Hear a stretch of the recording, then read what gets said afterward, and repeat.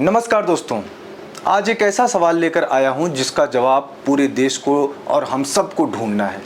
सवाल ये है कि पिछले 18 दिनों से जो अनशन चल रहा है वो अनशन असल में किसके खिलाफ है? ये अनशन प्रधानमंत्री नरेंद्र मोदी के खिलाफ है, ये अनशन शिक्षा मंत्री धर्मेंद्र प्रधान के खिलाफ है, या फिर ये अनशन उस पूरी सरकार के खिलाफ है जो पेपर लीक पर चुप्पी साधे बैठी है। तो सवाल किससे पूछा जा रहा है? सवाल पूछा जा रहा है राहुल गांधी से। जी हाँ, राहुल गांधी से, यानी जो सरकार में नहीं है, जो शिक्षा मंत्री नहीं हैं, जिनके पास पेपर लीक रोकने की कोई ताकत नहीं है। उन्हीं से सारे सवाल पूछे जा रहे हैं कि आप कब आएंगे, आप कहाँ हैं, आपके बिना ये आंदोलन कैसे सफल होगा। और असली अपराधी जो हैं वो अपने महलों में आराम फरमा रहे हैं, कोई उनसे कुछ नहीं पूछ रहा है। ये कहाँ का इंसाफ है दोस्तों? क्या ये देश की जनता के साथ धोखा नहीं है? क्या ये एक तरह की चालाकी नहीं है कि असली गुनाहगार से ध्यान हटाकर एक बेकसूर पर डाल दो? चलिए एक एक करके पूरी बात समझते हैं कि आखिर मामला क्या है। सबसे पहले तो ये समझ लीजिए कि सीजेपी की शुरुआत हुई किस बात पर। इसकी शुरुआत ही इस पर हुई थी कि विपक्ष कमज़ोर है, विपक्ष असफल हो चुका है, विपक्ष अपना काम नहीं कर पा रहा है, इसीलिए तो एक नई पार्टी बनानी पड़ी। इसीलिए तो अभिजीत दीपके को अमेरिका छोड़कर भारत आना पड़ा। इसीलिए तो कॉकरोच जनता पार्टी नाम रखा गया। ये पूरा नैरेटिव इस बात पर बना था कि जो पुरानी विपक्षी पार्टियां हैं वो सब बेकार हैं, इसीलिए हम आ रहे हैं। अब जब आंदोलन शुरू हुआ तो शुरू में ठीक ठाक भीड़ जुटी, लोग आए, सोशल मीडिया पर तूफान आया, 22 मिलियन फॉलोअर्स बन गए इंस्टाग्राम पर। अच्छी बात है, लेकिन जब आंदोलन लंबा खिंचने लगा, जब 16-17 दिन हो गए, जब सरकार ने एक शब्द नहीं बोला, तब अचानक ट्रेंड बदल गया।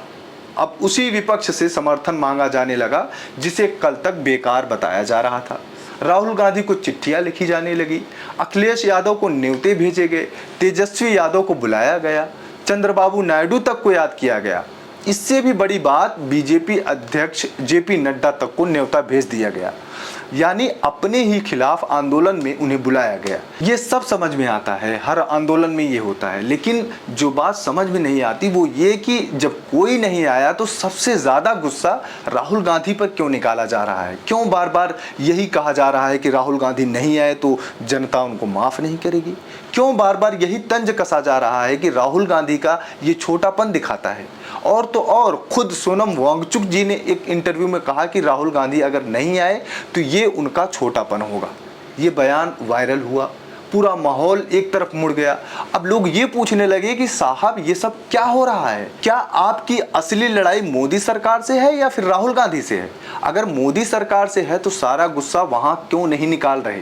दोस्तों, यहाँ एक बात कहनी है जो बहुत ज़रूरी है कि जब आप विपक्ष के नेता पर सवाल उठाते हैं और सत्ता पक्ष के नेता को छूट देते हैं तो आप जाने अनजाने में उस सत्ता पक्ष को मजबूत कर रहे होते हैं। ये राजनीति का सीधा साधा गणित है। हर सवाल का एक फायदा किसी को होता है और नुकसान किसी को होता है। आज अगर आप राहुल गांधी से पूछ रहे हैं कि आप कब आएंगे तो अंदर ही अंदर आप ये संदेश दे रहे हैं कि असली दिक्कत राहुल गांधी है। वो नहीं आ रहे हैं इसलिए ये आंदोलन कमज़ोर हो रहा है, वो नहीं आ रहे हैं इसलिए भीड़ नहीं जुट पा रही है, वो नहीं आ रहे हैं इसलिए मीडिया कवरेज नहीं मिल पा रहा है। ये सारा कसूर राहुल गांधी पर आ जाता है और असली गुनाहगार बच जाते हैं। ये वही खेल है जो पिछले 10-12 सालों से चल रहा है। हर मुद्दे पर नेहरू को दोष दो, फिर कांग्रेस को दोष दो, फिर राहुल गांधी को दोष दो और मौजूदा सरकार से एक भी सवाल मत पूछो। अब यही खेल इस आंदोलन में भी घुमाया जा रहा है। ये बहुत खतरनाक है दोस्तों। यहाँ एक और मज़ेदार बात कहनी है कि 2023 की एक फ़ोटो सोशल मीडिया पर आग की तरह फैल रही है। इस फोटो में सोनम वांगचुक जी, उनकी पत्नी गीतांजलि जी हैं और सामने है शिक्षा मंत्री धर्मेंद्र प्रधान। वही धर्मेंद्र प्रधान जिनके इस्तीफे के लिए आज सोनम जी 18 दिन से भूखे बैठे हैं। 2023 में इनकी बड़ी शानदार मुलाकात हुई थी, बातचीत हुई थी। धर्मेंद्र प्रधान ने खुद ट्वीट करके इस मुलाकात की तारीफ की थी। उन्होंने लिखा था कि सोनम जी और गीतांजलि जी से बात करके बहुत अच्छा लगा, आगे भी ऐसी चर्चाएं होती रहेंगी। और सोनम जी ने भी इसका जवाब बड़े प्यार से दिया था और ये भी कहा था कि नई शिक्षा नीति को लागू करने में वो पूरा योगदान देंगे। वो सपना देखते हैं कि ये नीति जल्दी से लागू हो। अब आप ज़रा गौर से देखिए, ये वही समय था जब राहुल गांधी भारत जोड़ो यात्रा निकाल रहे थे। कन्याकुमारी से कश्मीर तक की पदयात्रा देश में मोहब्बत का संदेश लेकर सांप्रदायिक सौहार्द की बात करते हुए, नफरत के खिलाफ आवाज उठाते हुए इस यात्रा में बड़े बड़े लोगों को न्योता दिया गया। कई हस्तियां शामिल हुई थी। सोनम वांगचुक जी को भी न्योता दिया गया था। अब ये उनका निजी फैसला था। हर इंसान का हक है कि वो जहां जाना चाहे जाए, जहां ना जाना चाहे ना जाए, इसमें कोई गलत बात नहीं है। लेकिन अब जब सोनम वांगचुक जी खुद अनशन पर बैठे हैं तो वो राहुल गांधी जी से मांग कर रहे हैं कि आप आइए, और ये भी कह रहे हैं कि नहीं आए तो जनता माफ नहीं करेगी। तो लोगों के मन में ये सवाल उठेगा ही कि अरे भाई, जब राहुल गांधी जी की यात्रा चल रही थी तब तो आप उनसे मिलने नहीं गए। आप उस समय शिक्षा मंत्री से मीटिंग कर रहे थे, अपनी तस्वीरें खिंचवा रहे थे, ट्वीट में एक दूसरे की तारीफ कर रहे थे। अब जब खुद मुश्किल में हैं तो राहुल गांधी की याद आ गई।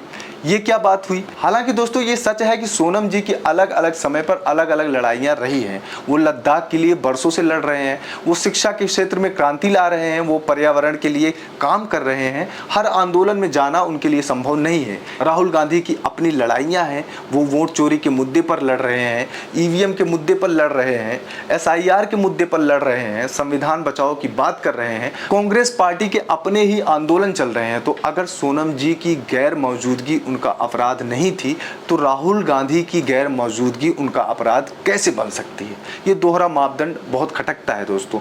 एक बात और जो बहुत जरूरी है, विपक्ष में से कौन कौन इस समय जंतर मंतर के साथ खड़ा है ये भी देख लीजिए। सबसे पहले तो आम आदमी पार्टी संजय सिंह जी वहां पहुंच चुके हैं।